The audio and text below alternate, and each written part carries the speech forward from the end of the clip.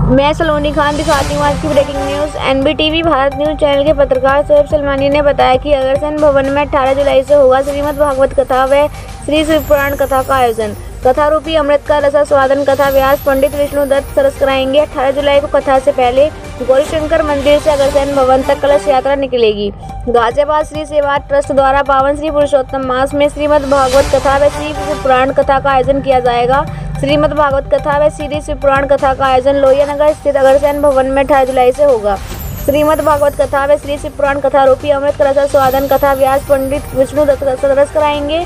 कथा की सभी तैयारी पूरी कर ली गई है। कथा व्यास पंडित विष्णुदत्त सरस ने बताया कि इन दिनों सावन मास चल रहा है और 18 जुलाई दिन मंगलवार से पुरुषोत्तम मास की शुरुआत भी हो रही है, जिसे अधिक मास व अमलवास भी कहा जाता है। भगवान श्री हरि विष्णु के इस मास के स्वामी होने के कारण ही इसे पुरुषोत्तम मास कहा जाता है। जिस प्रकार सृष्टि में सभी पुरुषों में भगवान श्री हरि विष्णु सबसे उत्तम है, इसी प्रकार सभी मास में पुरुषोत्तम मास उत्तम है। मान्यता यह है कि इस मास में किए गए धार्मिक कार्यों और पूजा पाठ का अधिक फल प्राप्त होता है और मोक्ष की प्राप्ति होती है। शहर के भक्तों पर भगवान श्री हरि विष्णु व भगवान शिव की कृपा बरसाने के लिए ही पहली बार एक साथ अग्रसेन भवन में 18 जुलाई से 24 जुलाई तक श्रीमद् भागवत कथा व श्री शिव पुराण कथा का आयोजन किया जा रहा है। प्रातः 7 बजे से 8 बजे तक श्री रुद्राभिषेक पूजा होगी। रात 10 बजे से दोपहर 12 बजे तक श्री शिव पुराण कथा होगी, जिसके पश्चात भंडारा प्रसाद का आयोजन होगा। साय 5 बजे से रात्रि 8 बजे तक श्रीमद् भागवत कथा होगी। 18 जुलाई को प्रातः 10 बजे से कलश यात्रा निकाली जाएगी, जो गौरीशंकर मंदिर लोहिया नगर से शुरू होकर कथा स्थल अग्रसेन भवन लोहिया नगर पहुंचेगी। संजय शर्मा, दिनेश कंसल, विजय अरोड़ा, दीपक अग्रवाल आदि भी मौजूद रहे। आइए दिखाते हैं मीडिया से बात करते हुए पंडित विष्णुदत्त सरस ने क्या कहा। इस वार्ता में आए हुए आप सभी पत्रकार बंधुओं का हम सब लोग हृदय से अभिनंदन करते हैं, आपको धन्यवाद देते हैं, क्योंकि आप सब लोगों का बड़ा व्यस्त समय रहता है और महानगर में कितने कार्यक्रम होते हैं, कितनी जगह जाना पड़ता है, फिर भी आप लोग आए, आप सबको साधुवाद है, धन्यवाद है। और आपके माध्यम से समस्त गाजियाबाद की जनता को हम ये बताने जा रहे हैं कि हमारे यहाँ सनातन धर्म में हर 3 साल के बाद अधिक मास आता है, उसको पुरुषोत्तम मास कहते हैं। ठीक है, मल मास कहते हैं उसको। हर साल 10 दिन ज़्यादा निकलते हैं, जैसे कि आपने देखा ना 360 दिन का वर्ष और 365 का, तो उससे जो है निकल के हर तीसरे वर्ष में 1 महीना एक्स्ट्रा हो जाता है, उसको पुरुषोत्तम मास कहते हैं। उसमें वैसे तो कोई धार्मिक कार्य वैसे नहीं होते, जैसे विवाह है, शादी है ना, उत्सव वैसे नहीं होते, लेकिन धर्म के कार्य के लिए जैसे कथा है, यज्ञ है, दान है, तो उसका इसमें हमारे यहाँ बहुत महत्व बताया है। अधिकस्य अधिकम फलम, ऐसा हमारे यहाँ सूत्रों में संस्कृत में कहा गया है। तो उस पुरुषोत्तम मास में गाजियाबाद की जनता को धर्म का लाभ प्राप्त हो, इसलिए यहाँ पर जहाँ हम लोग बैठे हैं इसी अग्रसेन भवन में सुबह के सत्र में श्री शिव पुराण की कथा, क्योंकि सावन मास भगवान शिव का है। और आप अगर आध्यात्म दृष्टि से पूछना चाहें कि सावन में ही शिव जी की पूजा क्यों होती है, ये एक प्रश्न होना चाहिए आप लोगों का। भाई 12 महीने हैं हमारे यहाँ, लेकिन सावन को ही क्यों चुना गया?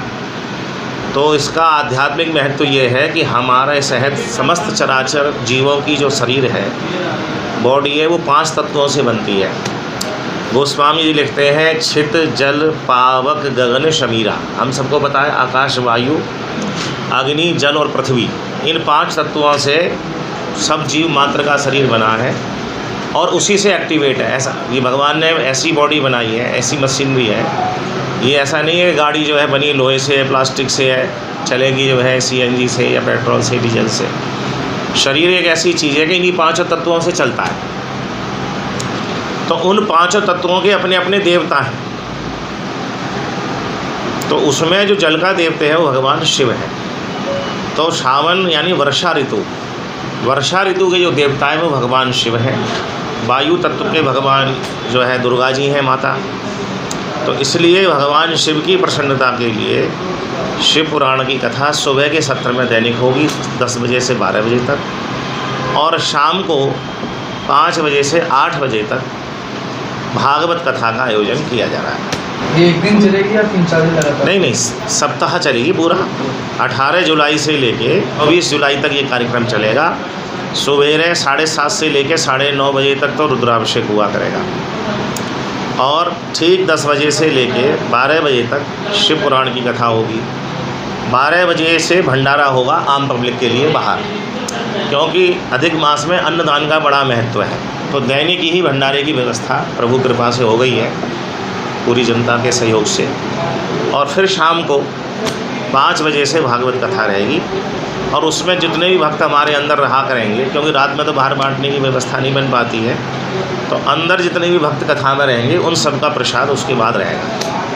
कथा में कोई विशेष लोग में होंगे? कथा में हमारी तरफ से जो भी हमारे यहाँ कर जो संरक्षक हैं गाज़ियाबाद के जो हैं, जैसे वरदान सेवा संस्थान से हम लोग जुड़े हुए हैं, वहाँ के जो प्रमुख सेवक हैं भाई साहब विजय शंकर जी हैं, हमारे पूर्व मंत्री विधायक हैं अतुल जी वो रहेंगे, सुनील शर्मा जी रहेंगे, सांसद जी रहेंगे हमारे अनिल अग्रवाल जी। तो समाज के जो सब गणमान्य लोग हैं, देवेंद्र अधिकारी जी हैं और भी हैं, यहाँ हमारे पवन गोयल जी रहते हैं इसी क्षेत्र में, वो सब रहने वाले हैं। सतीश शर्मा जी हमारे कांग्रेस के लीडर हैं, पूर्व मंत्री रहे हैं कबीरनगर में, आई ब्लॉक में जो रहते हैं वो भी रहेंगे। क्योंकि धर्म तो भाई किसी भी पार्टी विशेष का नहीं है, सबका अधिकार है उसमें। तो हमने तो समाज के सभी लोगों को निमंत्रण दिया है कि वो लोग आएँ और आकर धर्म लाभ प्राप्त करें। मेरा नाम संजय शर्मा है, मैं अधिवक्ता हूँ। गौतम बुद्ध नगर जिले खेड़ा धर्मपुरा का निवासी हूँ, छपरौला लालकुआ से। सावन मास में कथा हो रही है व्यास जी के मुखार बिंदु से। इसका अत्यधिक महत्व तो यही हो जाता है कि सुबह को भगवान शिव की कथा होगी, और उसके बाद शाम को जो है भगवान भागवत जी की कथा होगी, कृष्ण और राधा जी के जो सब लोगों का इसको जो आनंद मिलेगा सावन मास में। और जितने भी लोगों को ये सूचना पहुंच जाएगी, इसमें जितने ज़्यादा से ज़्यादा लोग इसमें आएंगे, सुनेंगे, सबको इसका जो है लाभ मिलेगा। और सनातन धर्म का सबसे विशेष महत्व है ये हमारी जो भागवत कथा है, भगवान कृष्ण का जो रूप है, राधा रानी का जो रूप है, सबको सुनने को मिलेगा और सब अमृतमयी कथा का आनंद लेंगे सब लोग।